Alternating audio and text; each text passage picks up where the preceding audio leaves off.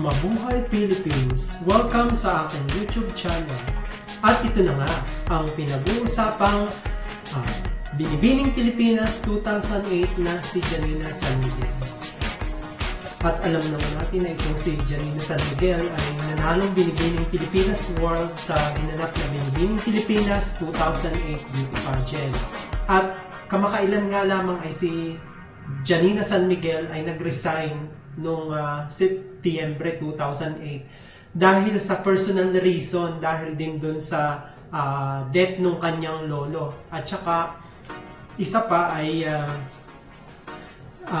yung kanyang corona ay tinransfer kay Daniel Castaño na nag-represent ng Miss World 2008 pageant since na siya ay nag-resign.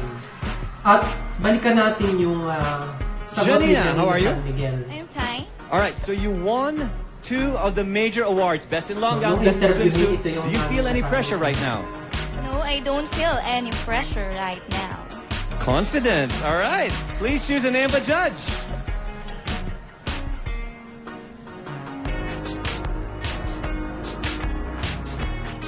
We have Miss Vivienne Tan.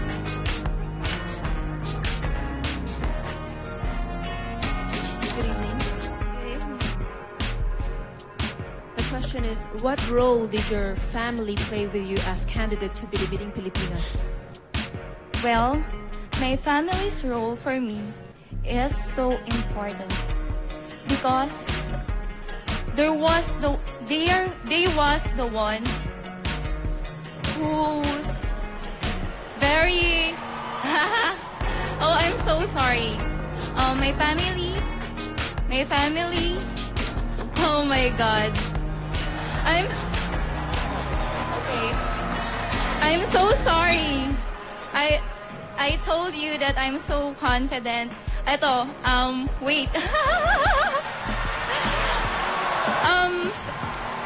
Sorry guys, because this was really my first pageant ever. Because I'm only 17 years old. And I did not expect that I came from one of the top 10. So, but I said that my family is the most important persons in my life. Thank you. Candidate number 15, Janina San Miguel. And it's a major source of income for many countries. My name is Janina San Miguel. Ginawa naman itong mga nakaraang taon lamang. Ginulat naman ang buong sambayanan.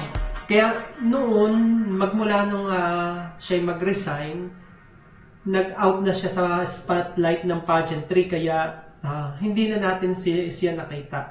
Kaya nitong mga nakaraang taon naman, nagginulat naman ang buong sambayanan ng Binibining Pilipinas World na si Janina San Miguel, ang mga taga-subaybay niya sa pageant, dahil nung siya ay magpa-screen doon sa isang bagong patimpalak para sa mga ginang at ina na 15 taon mula nang masungkit niya yung corona sa Binibining Pilipinas World, ay nagsali naman siya doon uli sa isang patimpalak naman na ginanap dyan sa Quezon City. O, pakinggan natin, meron na ba kayang pagbabago ang home skills ni Miss Janina San Miguel? Proudly representing Quezon. It means a lot to me. Okay, so yan, nakikita natin na mayroon ng pagbabago ang kanyang home skill. Ngunit, ang ganda-ganda na. At ito pa yung isa niyang nakakatuwang sagot. Pakinggan pa natin. This is Janina 2.2 and I'm very confident. I love my family and I don't feel any pressure right now. Okay, so nakakatuwa naman. Ngunit kagyat na natapos ang kanyang pagbabalik ay sa pageantry, lumabas ang ulat na hindi na matutuloy yung kanyang pagsali sa pageant Mrs. Face of Tourism Pilipinas or Philippines. Dahil ilang araw lang na siya ipakilala doon sa pageant na yon, ay opisyal siyang nag-resign, hindi na nagbitiw o nag-back out. Dahil ayon sa mga balitang aking narinig, nakalap ko mga kamabuhay Philippines na si San Miguel daw ay may hindi pagkakaunawaan doon sa director ng nasabing pageant na Mrs. Face of Tourism Philippines. Ang sabi niya, unprofessional daw yung mga director nila, nagpo-post daw ng kung ano-ano sa group chat nila dahil may tinagurian daw silang Red Horse, tapos siya daw ang pinararatang mali. Di naman daw niya nakikita ang mga updates sa group chat, kaya hindi siya nakakapag-release ng kanyang mga message.